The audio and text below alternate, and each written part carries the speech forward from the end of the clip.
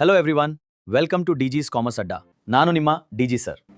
ಈ ಚಾನಲ್ನ main purpose ಏನು ಅಂದರೆ ಕಾಮರ್ಸ್ ಸಬ್ಜೆಕ್ಟ್ಸನ್ನು ಈಸಿಯಾಗಿ ಎಕ್ಸ್ಪ್ಲೇನ್ ಮಾಡೋದು. ಅಕೌಂಟೆನ್ಸಿ, ಬಿಸ್ನೆಸ್ ಸ್ಟಡೀಸ್, ಎಕನಾಮಿಕ್ಸ್ ಮತ್ತು ಫೈನಾನ್ಷಿಯಲ್ ಲಿಟ್ರಸಿ ಕಾನ್ಸೆಪ್ಟ್ಸನ್ನು ಸಿಂಪಲ್ ಆಗಿ, ಕ್ಲಿಯರ್ ಆಗಿ, ಎಕ್ಸಾಮ್ ಓರಿಯೆಂಟೆಡ್ ವೇನಲ್ಲಿ ಕಲಿಯೋಣ ಮತ್ತು ಎಕ್ಸಾಮ್ಸ್ನಲ್ಲಿ ನಿಮಗೆ ಗುಡ್ ಮಾರ್ಕ್ಸ್ ಸ್ಕೋರ್ ಮಾಡಲು ಹೆಲ್ಪ್ ಮಾಡೋದು. Next terminology profit. Profit means the excess of revenue over expenses. In simple words, when total revenue is more than total expenses, the difference is called profit. Profit ಅಂತ ಅಂದ್ರೆ ಏನು? The excess of revenue over expenses ಅಂತ ಅಂದರೆ ನಾವು ಅದನ್ನು profit ಅಂತ ಕರಿತೀವಿ. ಅಲ್ಲೊಂದು ಮೊಬೈಲ್ನ ಮ್ಯಾನುಫ್ಯಾಕ್ಚರ್ ಮಾಡಿದ್ದೀವಿ ಅಂತ ಅಂದ್ಕೊಳ್ಳೋಣ. ಆ ಮೊಬೈಲ್ ಮ್ಯಾನುಫ್ಯಾಕ್ಚರ್ ಮಾಡೋದಕ್ಕೆ ನಾವು 35,000 ಇನ್ಕರ್ ಮಾಡಿದ್ದೀವಿ ಅಂತ ಅಂದರೆ ಎಷ್ಟು ಎಕ್ಸ್ಪೆನ್ಸ್ನ ಇನ್ಕರ್ ಮಾಡಿದ್ದೀವಿ? 35,000 ಆಯಿತು. ಆ ಸೇಮ್ ಮೊಬೈಲ್ ಫೋನ್ನ ನಾನು ಸೇಲ್ ಮಾಡಿದ್ದು 50,000ಗೆ. ನಾನು 35,000 ರುಪೀಸ್ ಕೊಟ್ಟು ಮ್ಯಾನುಫ್ಯಾಕ್ಚರ್ ಮಾಡಿದೆ, ಅದನ್ನು 50,000 ರುಪೀಸಿಗೆ ಸೇಲ್ ಮಾಡಿದ್ರೆ ನಾನು ಪ್ರಾಫಿಟಲ್ಲಿದ್ದೀನ ಲಾಸಲ್ಲಿದ್ದೀನ? ಪ್ರಾಫಿಟ್ ಅಲ್ವಾ? ಆ 15,000ನೇ ನಾವು ಪ್ರಾಫಿಟ್ ಅಂತ ಕರಿತೀವಿ. Excess of revenue over expenses, ಎಕ್ಸ್ಪೆನ್ಸ್ಗಿನ್ನ ರೆವೆನ್ಯೂ ಜಾಸ್ತಿ ಇದ್ದರೆ ಅದನ್ನು ನಾವು ಪ್ರಾಫಿಟ್ ಅಂತ ಕರಿತೀವಿ. ಎಗೈನ್ ಗೇನ್ ತುಂಬ ಇಂಪಾರ್ಟೆಂಟ್ ಟರ್ಮಿನಾಲಜಿ. ಇದರೊಳಗೆ ಕೆಲವರು ಕನ್ಫ್ಯೂಸ್ ಆಗ್ತಾರೆ. ಗೇನ್ ಅಂದರೆ ಏನು, ಪ್ರಾಫಿಟ್ ಅಂದರೆ ಏನು, ರೆವೆನ್ಯೂ ಅಂದರೆ ಏನು, ಆಲ್ಮೋಸ್ಟ್ ಎಲ್ಲ ಸಿಮಿಲರ್ ಥರ ಇರುತ್ತಲ್ವಾ ಅಂತ. Gain is an increase in the value of assets or profit earned from activities other than normal business operations. It is usually non-recurring in nature. ನಾವು ರೆವಿನ್ಯೂನಲ್ಲಿ ಕಲ್ತ್ಕೊಂಡಿ ಅಲ್ವಾ? ರೆವಿನ್ಯೂನಲ್ಲಿ ಏನಿತ್ತು? ಸೇಲ್ ಮತ್ತು ಯಾವುದಾದ್ರೂ ಅದರ್ ಇನ್ಕಮ್ ಏನಾದರೂ ಆ್ಯಡ್ ಆಗಿದ್ರೆ ಆ ಪರ್ಟಿಕ್ಯುಲರ್ ಅಕೌಂಟಿಂಗ್ ಸೈಕಲಲ್ಲಿ ರೆಂಟ್ ರಿಸೀವ್ಡ್ ಆಗಿರ್ಬೋದು, commission received ಆಗಿರ್ಬೋದು, ಡಿಸ್ಕೌಂಟ್ ರಿಸೀವ್ಡ್ ಆಗಿರ್ಬೋದು, ಇದನ್ನು ನಾವು ಅದರ್ ಇನ್ಕಮ್ ಅಂತ ಕರಿತೀವಲ್ವಾ? ಅದು ನಾರ್ಮಲಾಗಿ ಒಂದು ಆಪರೇಷನಲ್ಲಿ ರಿಪಿಟೇಷನ್ ಇರುತ್ತೆ, ಅದು ಅವಾಗವಾಗ ಆಗ್ತಾ ಇರುತ್ತೆ, ಅದನ್ನು ನಾವು ರೆವಿನ್ಯೂ ಅಂತ ಕರಿತೀವಿ. ಆದರೆ ಗೇನ್ ಅಂತಂದರೆ ಆ ರೀತಿ ಇರಲ್ಲ. ಇದು ಯಾವಾಗಲೂ ಒಂದ್ಸಲ ಆಗುತ್ತೆ. ಇದು ನಾನ್ ರೆಕರಿಂಗ್ ಇನ್ ನೇಚರು, ಇನ್ಸಿಡೆಂಟಲ್ ಆ್ಯಕ್ಟಿವಿಟಿ ಥರ. ಈಗ ಫಾರ್ ಎಕ್ಸಾಂಪಲ್ ಯಾರ ಮೇಲೆ ಒಬ್ಬರ ಮೇಲೆ ನಾವು ಕೇಸ್ ಹಾಕಿದ್ವಿ, ಕಾಂಪನ್ಸೇಷನ್ಗೋಸ್ಕರ ಕೇಸ್ ಹಾಕಿದ್ವಿ, ಅದು ನಮ್ಮ ಫೇವರಲ್ಲಿ ರಿಸಲ್ಟ್ ಬಂದಿದೆ. ಸೊ ಕೋರ್ಟ್ ಹೇಳಿದರೆ ಆ ಕಂಪನಿಗೆ ನಮಗೆ ಕಾಂಪನ್ಸೇಷನ್ ಪೇ ಮಾಡಬೇಕು 5 lakh ಅಂತೇಳಿ. 5 lakh ನಮಗೆ ಇನ್ಕಮ್ ಬಂತಲ್ವಾ? ಆ 5 lakh ನಮಗೆ ನಮ್ಮ ಬಿಸ್ನೆಸ್ ಆಪರೇಷನ್ಸಿಂದ ಜನ್ರೇಟ್ ಆಗಿಲ್ಲ. ಇದನ್ನು ನಾವು ಗೇನ್ ಅಂತ ಕರಿತೀವಿ. ಅಥವಾ ನಮ್ಮ ಹತ್ರ ಒಂದು ಅಸೆಟ್ ಇದೆ ಅಂತ ಅಂದ್ಕೊಳ್ಳಿ. ಆ ಅಸೆಟನ್ನು ನಾವು ಬುಕ್ ವ್ಯಾಲ್ಯೂ ಬಂದುಬಿಟ್ಟು ನಮ್ಮ ಬುಕ್ಕಲ್ಲಿ 40,000 ಇದೆ, ಬಟ್ ಅದನ್ನು ನಾವು 45,000ಕ್ಕೆ ಅಥವಾ 45,000ಗೆ ಸೇಲ್ ಮಾಡಿದ್ದೀವಿ ಅಂತ ಅಂದ್ಕೊಳ್ಳಿ. ಎಕ್ಸ್ಟ್ರಾ ವ್ಯಾಲ್ಯೂಗೆ ಸೇಲ್ ಮಾಡಿದ್ದೀವಿ ಅಲ್ವಾ? ನಮ್ಮ ಬಿಸ್ನೆಸ್ ಬಂದ್ಬಿಟ್ಟು ಅಸೆಟ್ನ ಸೆಲ್ ಮಾಡಿ ಅರ್ನ್ ಮಾಡೋದಲ್ಲ, ಗೂಡ್ಸ್ ಸೆಲ್ ಮಾಡಿ ಅರ್ನ್ ಮಾಡೋದು. ಇದು ನಮಗೆ ಅಸೆಟ್ ಬೇಡ, ಈಗ ಆ ರೀಸನಿಂದ ನಾವು ಸೆಲ್ ಮಾಡ್ತಾಯಿದ್ವಿ. ಇದು ನಾನ್ ರಿಕರಿಂಗ್ ನೇಚರ್ ಆಗುತ್ತೆ. ಈ ರೀತಿ ನಮಗೆ ಏನಾದರೂ ಇನ್ಕಮ್ ಜನ್ರೇಟ್ ಆದರೆ ಅದನ್ನು ನಾವು ಗೇನ್ ಅಂತ ಕರಿತೀವಿ. Gain is an increase in the value of assets or profit earn from activities other than normal business operation. ಅದೇ ಹೇಳಿದ್ನಲ್ವಾ, ಕೋರ್ಟ್ ಕೇಸ್ ಏನಾದರೂ ಗೆದ್ದಿದ್ರೆ, ಅಥವಾ ಲಾಟ್ರಿ ವಿನ್ ಆಗಿದ್ರೆ, ಅಥವಾ ಅಸೆಟ್ನ ಸೆಲ್ ಮಾಡಿ ಏನಾದರೂ ಪ್ರಾಫಿಟ್ ಆಗಿದ್ರೆ, ಇದನ್ನು ನಾವು ಗೇನ್ ಅಂತ ಕರಿತೀವಿ. Next terminology loss, exactly opposite to profit. Loss means the excess of expenses over revenue. In simple words, when total expenses are more than total revenue, the difference is called loss. Same previous ಎಕ್ಸಾಂಪಲ್ನ ತಗೊಳ್ಳೋಣ. ಪ್ರಾಫಿಟಿಗೆ ಏನು ಕಲ್ತ್ವಿ ಅದನ್ನು. ಒಂದು ಮೊಬೈಲ್ನ manufacture ಮಾಡೋದಕ್ಕೆ 35,000 rupees spend ಮಾಡಿದೆ, but ಡಿಮ್ಯಾಂಡೇ ಇಲ್ಲ. ಇವಾಗ ಯಾರು ನನ್ನ ಕಂಪನಿ ಮೊಬೈಲ್ನ ಬೈ ಮಾಡ್ತಾ ಇಲ್ಲ. ಸೊ ನನಗೆ ಬೇರೆ ಚಾಯ್ಸ್ ಇಲ್ಲದೆ ಏನು ಮಾಡಿದೆ, ಆ 35,000 ರುಪೀಸ್ ಮೊಬೈಲ್ ಫೋನ್ನ 30,000ಗೆ ಸೆಲ್ ಮಾಡಿದೆ ಅಂತ ಅಂದ್ಕೊಳ್ಳಿ. ಏನಾಯಿತು? Excess of expenses over revenue, it's called loss. ಅಂದರೆ 35,000 ರೂಪಾಯಿ ಕೊಟ್ಟು ನಾನು ಮ್ಯಾನುಫ್ಯಾಕ್ಚರ್ ಮಾಡಿರೋ ಮೊಬೈಲ್ ಫೋನ್ನ ಅದಕ್ಕಿಂತ ಕಡಿಮೆ ಬೆಲೆಗೆ ನಾನು ಸೆಲ್ ಮಾಡಿದ್ರೆ ಲಾಸ್ ಅಂತ ಕರಿತೀವಿ. Loss is the excess of expenses over revenue during an accounting period ಅಂತ ಹೇಳಿ. Next term discount. Discount means a reduction allowed from the selling price of goods. It may be trade discount or cash discount. Discount ಅಂತ ಅಂದರೆ ಏನು? Reduction in the selling price. ಈಗೊಂದು MRP, maximum retail price ಅಂತ ಇರುತ್ತಲ್ವಾ? So 1,000 rupees ಇದೆ ಅಂತ ಅಂದ್ಕೊಳ್ಳಿ. ನಾವು 1,000 ರುಪೀಸ್ಗಿನ್ನ ಕಡಿಮೆ ಪೇ ಮಾಡಿದ್ರೆ, ಅಥವಾ ಸೆಲ್ಲರ್ ಏನಾದರೂ ಡಿಸೈಡ್ ಮಾಡಿದ್ರೆ 1,000 ರೂಪಿ ಪ್ರಾಡಕ್ಟ್ನ 950 ರುಪೀಸಿಗೆ ಸೆಲ್ ಮಾಡಬೇಕು ಅಂದರೆ ಅದನ್ನು ನಾವು ಡಿಸ್ಕೌಂಟ್ ಅಂತ ಕರಿತೀವಿ. ರಿಡಕ್ಷನ್ ಇನ್ ಸೆಲ್ಲಿಂಗ್ ಪ್ರೈಸ್ ಅಂತ. Discount is a reduction in the price or amount payable allowed by the seller to the buyer. It is generally given to encourage sale or prompt payment. Discount ಅಂತಂದರೆ ಗೊತ್ತಾಯ್ತಲ್ವ, reduction in the selling price. ಅದರಲ್ಲಿ 2 ರೀತಿಯಾದಂಥ discount ಬರುತ್ತೆ. ಒಂದು trade discount, ಇನ್ನೊಂದು ಬಂದು cash discount. So ಏನು difference, ಏನು ಮೀನಿಂಗ್ ಅಂತ ನೋಡೋಣ. Cash discount is a discount allowed for prompt or early payment. It is recorded in the books of accounts. ಈಗ ಟ್ರೇಡ್ ಡಿಸ್ಕೌಂಟ್ ವಿಡಿಯೋ ನೋಡಿ. Trade discount is a discount allowed on the list price of goods. It is deducted from the invoice value and is not recorded separately in the books of accounts. Okay, ಈಗ ಡಿಸ್ಕೌಂಟಲ್ಲಿ ಎರಡು ರೀತಿ discount ನೋಡಿದ್ವಿ ಅಲ್ವಾ, trade discount ಮತ್ತು cash discount ಅಂತ. ಈಗ mister A ಬಂದುಬಿಟ್ಟು ನಮ್ಮ ಹತ್ರ ಗೂಡ್ಸ್ನ ಬೈ ಮಾಡ್ತಾ ಇದ್ದಾರೆ. ಸೊ ನನಗೆ 1000 ರೂಪೀಸ್ ಪ್ರಾಡಕ್ಟ್ನ ನಾನು 950 ರೂಪೀಸ್ಗೆ ಸೆಲ್ ಮಾಡಿದೆ. 1000 ರೂಪೀಸ್ ಪ್ರಾಡಕ್ಟ್ನ 950 ರೂಪೀಸ್ಗೆ ಸೆಲ್ ಮಾಡಿದೆ. ಯಾವಾಗ ನಾನು ಈ 50 ರೂಪೀ ಡಿಸ್ಕೌಂಟ್ ಕೊಟ್ಟೆ? At the time of sale ಅಲ್ವಾ. ಸೊ ಇದನ್ನು ನಾವು ಟ್ರೇಡ್ ಡಿಸ್ಕೌಂಟ್ ಅಂತ ಕರಿತೀವಿ. ದ ಡಿಸ್ಕೌಂಟ್ ಇನ್ವಾಲ್ವ್ ಆಗಿತ್ತಲ್ವಾ ಫಸ್ಟು ಟೈಮ್ ಟ್ರಾನ್ಸಾಕ್ಷನ್ ಆಗೋ ಟೈಮಲ್ಲಿ ಏನು ಡಿಸ್ಕೌಂಟ್ ಇನ್ವಾಲ್ವ್ ಆಗಿದೆ ಅದನ್ನು ನಾವು ಟ್ರೇಡ್ ಡಿಸ್ಕೌಂಟ್ ಅಂತ ಕರಿತೀವಿ. ನಾನು ಬುಕ್ಸ್ ಆಫ್ ಅಕೌಂಟಲ್ಲಿ ಮೇಂಟೈನ್ ಮಾಡಬೇಕಾದ್ರೆ ಇದನ್ನು ಡಿಸ್ಕೌಂಟ್ 50 ರೂಪೀಸ್ ನಾನು ಏನು ಪೇ ಮಾಡಿದರೆ ನಾನು ರೆಕಾರ್ಡ್ ಮಾಡೋ ನೆಸಸರಿ ಇಲ್ಲ. ಇಲ್ಲಿ ನಾನು ಡೈರೆಕ್ಟಾಗಿ ಬುಕ್ಕಲ್ಲಿ 950 ರೂಪೀಸೇ ಬರೀತೇನೆ. ಇದು ಟ್ರೇಡ್ ಡಿಸ್ಕೌಂಟ್ ಆಗುತ್ತೆ. ಕ್ಯಾಶ್ ಡಿಸ್ಕೌಂಟ್ ಅಂತ ಅಂದರೆ ಏನು? ಸೊ ಈಗ ಮಿಸ್ಟರ್ ಎಗೆ 950 ರೂಪೀಸಿಗೆ ನಾನು ಗೂಡ್ಸ್ನ ಸೆಲ್ ಮಾಡೋ ಟೈಮಲ್ಲಿ 50 ರೂಪೀ ಡಿಸ್ಕೌಂಟ್ ಕೊಟ್ಟಿದ್ದೆ. ಮಿಸ್ಟರ್ ಎ ನಮಗೆ ಅಮೌಂಟ್ ಪೇ ಮಾಡಿಲ್ಲ ಇನ್ನು. ಮಿಸ್ಟರ್ ಏನಂತ ಹೇಳಿದರು ಅಂತಂದರೆ, ಸರ್ ನಾನು ನಿಮಗೆ ಆಫ್ಟರ್ 1 ಮಂತ್ ಅಮೌಂಟನ್ನು ಪೇ ಮಾಡ್ತೀನಿ ಅಂತ ಹೇಳಿದರು. ನಾನು ಓಕೆ ಅಂತೇಳಿ ಅಗ್ರಿ ಮಾಡಿ ಸೆಲ್ ಮಾಡಿದ್ದೆ. ನಾನು ಟ್ರಾನ್ಸಾಕ್ಷನ್ ಆಗೋ ಟೈಮಲ್ಲಿ ಕೊಟ್ಟಿದ್ದ ಡಿಸ್ಕೌಂಟ್ ಏನಾಗಿ ಡಿಸ್ಕೌಂಟ್ ಆಗುತ್ತೆ? ಟ್ರೇಡ್ ಡಿಸ್ಕೌಂಟ್ ಆಗುತ್ತೆ. ಇವಾಗ ಕ್ಯಾಶ್ ಡಿಸ್ಕೌಂಟ್ ಅಂತ ಅಂದರೆ ಏನು? ಮಿಸ್ಟರ್ ಎ ನನಗೆ ಪ್ರಾಮಿಸ್ ಮಾಡಿದ್ದು ವಿತಿನ್ 1 ಮಂತಲ್ಲಿ ಪೇ ಮಾಡ್ತೀನಿ ಅಂತೇಳಿ. ಬಟ್ ಏನು ಮಾಡಿದ್ರು, ವಿತಿನ್ 1 ವೀಕಲ್ಲಿ ಬಂದುಬಿಟ್ಟು ಆ ಅಮೌಂಟನ್ನು ಪೇ ಮಾಡಿದ್ರು. ಸೊ ನಾನೇನು ಅಂದ್ಕೊಂಡೆ, ಓಕೆ ಪ್ರಾಂಪ್ಟ್ ಕಸ್ಟಮರ್. ಸೊ ಇದಕ್ಕೇನು ಮಾಡಿದೆ, ನಾನು ಅಡಿಷನಲ್ಲಾಗಿ ಮತ್ತೆ 20 ರೂಪೀಸ್ ಡಿಸ್ಕೌಂಟ್ ಕೊಟ್ಟೆ. ನಾನು ಆಲ್ರೆಡಿ ಸೇಲ್ ಮಾಡಿದ್ದೆ, 950 ರೂಪೀಸಿಗೆ ಸೇಲ್ ಮಾಡಿದ್ದೆ, ಅಮೌಂಟ್ನ ರೆಕಾರ್ಡ್ ಮಾಡಿದ್ದೆ. ಈಗ ಮತ್ತೆ ಅಮೌಂಟ್ನ ರಿಸೀವ್ ಮಾಡೋ ಟೈಮಲ್ಲಿ ಒಳ್ಳೆ ಕಸ್ಟಮರ್ ಅಲ್ವಾ ಅಂತ ಹೇಳ್ಬಿಟ್ಟು ಅಡಿಷನಲ್ ಡಿಸ್ಕೌಂಟ್ನ ನಾನು ಕೊಡ್ತಾ ಇದ್ದೀನಿ. ಇದನ್ನು ನಾವು ಕ್ಯಾಶ್ ಡಿಸ್ಕೌಂಟ್ ಅಂತ ಕರಿತೀವಿ. At the time of receiving payment if I am giving additional discount, this is called cash discount. But ನಾವು ಕ್ಯಾಶ್ ಡಿಸ್ಕೌಂಟ್ ಏನಾದರೂ ಕೊಟ್ಟರೆ ಬುಕ್ಸ್ ಆಫ್ ಅಕೌಂಟಲ್ಲಿ ನಾವು ಅದನ್ನು ರೆಕಾರ್ಡ್ ಮಾಡಬೇಕಾಗುತ್ತೆ, cash discount as on expense ಅಂತ ಹೇಳಿ. ಇದನ್ನು ನಿಮಗೆ ಅಪ್ಕಮಿಂಗ್ ಜರ್ನಲ್ ಎಂಟ್ರಿ ಕ್ಲಾಸಸ್ಸಲ್ಲಿ ನಾನು ನಿಮಗೆ ಎಕ್ಸ್ಪ್ಲೈನ್ ಮಾಡ್ತೀನಿ. ಈಗ ಸಿಂಪಲಾಗಿ ಟ್ರೇಡ್ ಡಿಸ್ಕೌಂಟ್ ಅಂತ ಅಂದರೆ at the time of sale whatever discount you have provided, that is trade discount. What is cash discount? At the time of receiving payment. Once again, if you are allowing any discount, it is called cash discount. So ನಿಮಗೆ ಇಲ್ಲಿಗೆ difference ಟೇಬಲ್ನ ನೋಡಿ. Trade discount ಮತ್ತು cash discount given at the time of sale trade ಆದರೆ, cash given at the time of payment. Trade discount ಬಂದು based on list price, ಅಂದರೆ MRP price ಇರುತ್ತೆ ಅದ್ರ ಮೇಲೆ ಕೊಡ್ತೀವಿ. ಕ್ಯಾಶ್ ಡಿಸ್ಕೌಂಟ್ ಅಂದರೆ ಬೇಸ್ಡ್ ಆನ್ ಪ್ರಾಂಪ್ಟ್ ಪೇಮೆಂಟ್, ನಮಗೇನು ಅವರು ಪೇಮೆಂಟ್ ಕೊಡಬೇಕಾಗಿದೆ ಅದ್ರ ಮೇಲೆ ಸ್ವಲ್ಪ ರಿಡಕ್ಷನ್ ಕೊಡ್ತೀವಿ. Next term, voucher. Voucher is a document which provides evidence of a business transaction.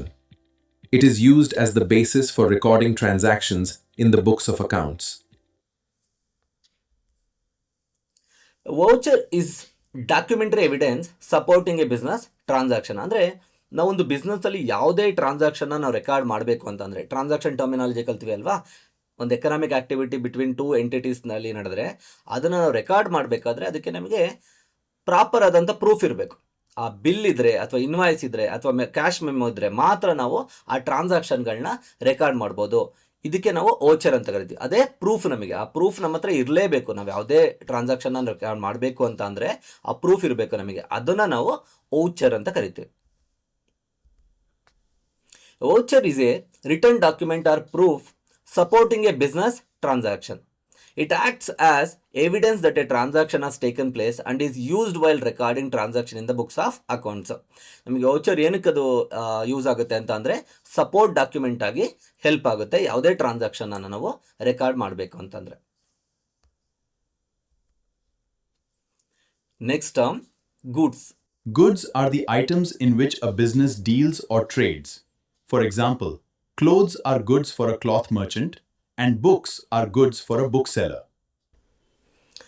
Goods are the items or products purchased by a business for the purpose of resale and earning profit. ಅಂತಂದರೆ ಈಗ ನಮ್ಮ ಹತ್ರ ಒಂದು business ಇದೆ ಅಂತ ಅಂದ್ಕೊಳ್ಳಿ, ಒಂದು stationery shop ಇದೆ ಅಂತ ಅಂದ್ಕೊಳ್ಳಿ. ನನಗೆ ಸ್ಟೇಷನರಿ ಪ್ರಾಡಕ್ಟ್ಸ್ ಏನಾಗುತ್ತೆ, ಗೂಡ್ಸ್ ಆಗುತ್ತೆ.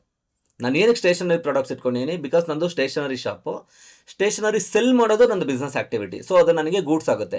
ಅದೇ ನೀವು ಸ್ಟೇಷನರಿ ಪೆನ್ನು ಪೆನ್ಸಿಲ್ ಎಲ್ಲ ಬೇರೆ ಯಾವುದೋ ಒಂದು ಬಿಸ್ನೆಸ್ಸಲ್ಲಿದ್ದರೆ ಅದು ಎಕ್ಸ್ಪೆನ್ಸ್ ಆಗುತ್ತಲ್ವ, ನೀವು ಒಂದು ಪೆನ್ನು ಅಥವಾ ಬುಕ್ಗಳನ್ನ ತೊಗೊಳ್ತೀನಿ ಅಂತಂದರೆ. ಬಟ್ ಅದೇ ಸ್ಟೇಷನರಿ ಶಾಪಿಗೆ ಏನಾಗುತ್ತೆ, ಗೂಡ್ಸ್ ಆಗುತ್ತೆ. ನೆಕ್ಸ್ಟ್ ಫರ್ನಿಚರ್ ಶಾಪ್ ಎಕ್ಸಾಂಪಲ್ ತಗೊಳ್ಳಿ. ಈಗ ಫರ್ನಿಚರ್ ಶಾಪಲ್ಲಿ ನಮ್ಮ ಹತ್ರ ಫರ್ನಿಚರ್ಸ್ ಇದೆ, ಅದೇನಾಗುತ್ತೆ ನಮಗೆ ಗೂಡ್ಸ್ ಆಗುತ್ತೆ. ಯಾಕೆ ನಾವು ಆ ಫರ್ನಿಚರ್ನ ತೊಗೊಂಡಿದ್ದೀವಿ ಅಂತಂದರೆ ಸೇಲ್ ಮಾಡಿ ಪ್ರಾಫಿಟ್ ಮಾಡೋದಕ್ಕೆ. ಇದೇ ನಮ್ಮ ಫರ್ನಿಚರ್ ಏನಾದರೂ ಬೇರೆ ಬಿಸ್ನೆಸ್ಸಲ್ಲಿದ್ದರೆ, ಟೇಬಲ್ ಅಥವಾ ಕಂಪ್ಯೂಟರ್ ಏನಾದರೂ ಇದ್ದರೆ, ನಾವು ಅದನ್ನ ಏನಂತ ಕನ್ಸಿಡರ್ ಮಾಡ್ತೀವಿ, ಅಸೆಟ್ ಅಂತ ಕನ್ಸಿಡರ್ ಮಾಡ್ತೀವಿ. ಇಲ್ಲಿ ಗೂಡ್ಸ್ ಅಂದರೆ ಸಿಂಪಲ್ ಮೀನಿಂಗ್ ಏನು, goods are the items or product purchase by a business for the purpose of resale.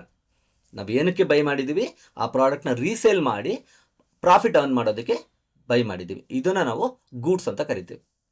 So ಇಲ್ಲಿ ಎಕ್ಸಾಂಪಲ್ನ ನೋಡ್ಬೋದು ನೀವು. For a furniture dealer, chairs and tables are goods because they are purchase for resale. ನಾವು ಏನಕ್ಕೆ ಅದನ್ನ buy ಮಾಡಿದ್ವಿ, sale ಮಾಡೋದಕ್ಕೋಸ್ಕರ. For other business, furniture is an asset because it is used in operations not sold. Correct ಅಲ್ವಾ? ಇಲ್ಲಿ ಫರ್ನಿಚರ್ನ ಏನಕ್ಕೆ use ಮಾಡಿದ್ವಿ, resale ಮಾಡೋದಕ್ಕೆ. ಬೇರೆ ಬಿಸ್ನೆಸ್ಸಲ್ಲಿ ಅದೇ ಫರ್ನಿಚರ್ನ ಏನಕ್ಕೆ ಯೂಸ್ ಮಾಡ್ತಾರೆ, ಆ ಬಿಸ್ನೆಸ್ ಆಪರೇಷನ್ಸ್ಗೋಸ್ಕರ ಯೂಸ್ ಮಾಡ್ಕೊತಾರೆ. ಕರೆಕ್ಟಾ? ಸೊ ಗೂಡ್ಸ್ ಅಂತ ಅಂದರೆ ನಾವು ಯಾವ ಪ್ರಾಡಕ್ಟ್ನ ಬೈ ಮಾಡಿದ್ದೀವಿ, ಆ ಪ್ರಾಡಕ್ಟ್ನ ನಾವು ಮತ್ತೆ ರೀಸೇಲ್ ಮಾಡಿದ್ರೆ ಪ್ರಾಫಿಟ್ ಅರ್ನ್ ಮಾಡೋದಕ್ಕೆ ಅದನ್ನು ನಾವು ಗೂಡ್ಸ್ ಅಂತ ಕರಿತೀವಿ. Next drawings. Drawings are cash or goods withdrawn by the owner from the business for personal use. Drawings ಅಂತ ಅಂದರೆ if the owner withdraw money from the business for his personal use, it is called drawing ಅಂತ. ಈಗ XYZ owner ಬಂದುಬಿಟ್ಟು ಆ ಬಿಸ್ನೆಸ್ಸಿಂದ 10,000 ರೂಪೀಸ್ನ withdraw ಮಾಡಿದ್ದಾನೆ. ಏನಕ್ಕೆ withdraw ಮಾಡಿದ್ದಾನೆ ಅಂದರೆ ಅವ್ನ ಮಗನ ಕಾಲೇಜ್ ಫೀಸ್ ಪೇ ಮಾಡೋದಕ್ಕೋಸ್ಕರ ವಿತ್ಡ್ರಾ ಮಾಡಿದ್ದಾನೆ. ಇದು ಬಿಸ್ನೆಸ್ ಎಕ್ಸ್ಪೆನ್ಸ್ ಆಗುತ್ತಾ? ಇಲ್ಲ ಅಲ್ವಾ? ಇದನ್ನು ನಾವು ಡ್ರಾಯಿಂಗ್ ಅಂತ ಕರಿತೀವಿ. ಯಾಕೆ? ಓನರು ಬಿಸ್ನೆಸ್ಸಿಂದ ವಿತ್ಡ್ರಾ ಮಾಡಿದ್ದಾರೆ. ಯಾವ ಪರ್ಪಸ್ಸಿಗೆ ವಿತ್ಡ್ರಾ ಮಾಡಿದ್ದಾರೆ? ಪರ್ಸನಲ್ ಪರ್ಪಸ್ಸಿಗೋಸ್ಕರ. So if owner withdraw money from the business for his personal use is called drawing. Next purchases. Purchases mean goods bought by the business for resale, either for cash or on credit.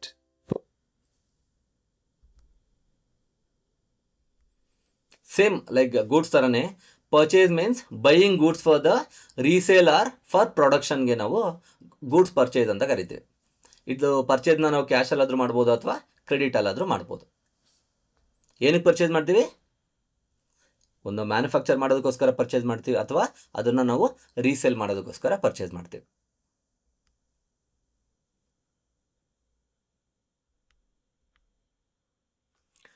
Next stock ಅಥವಾ inventory. Stock or inventory means goods remaining unsold with the business on a particular date.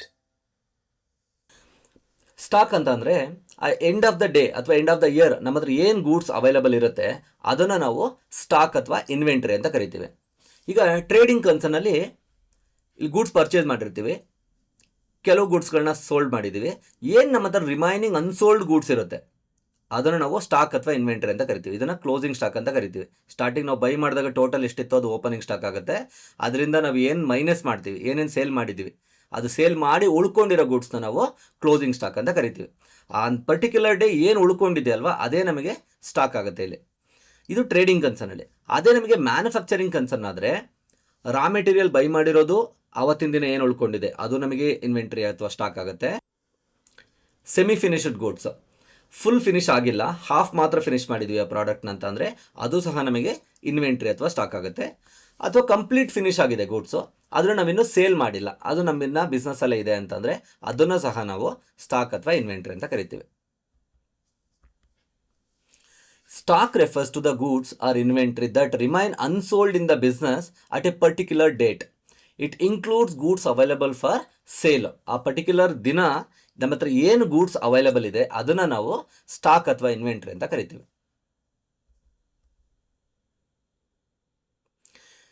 Next important terminology, already ನಾನು ನಿಮಗೆ ಈ ಟರ್ಮ್ನ use ಮಾಡಿದ್ದೆ, ಡೆಟಾರ್ಸ್ ಅಂತೇಳಿ current asset example ಕೊಡೋ ಟೈಮಲ್ಲಿ ಅಲ್ವಾ.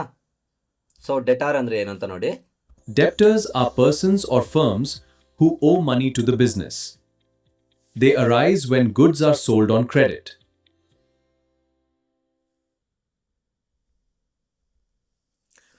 Debtors are persons who owe money to the business for credit purchases.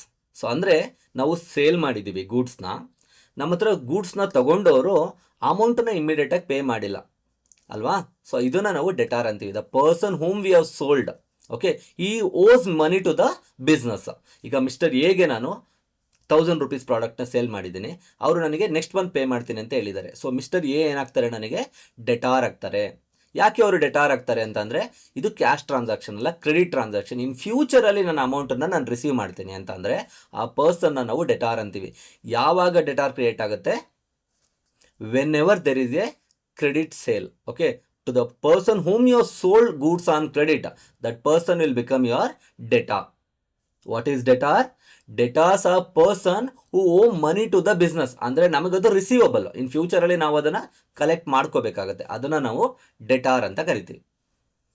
Next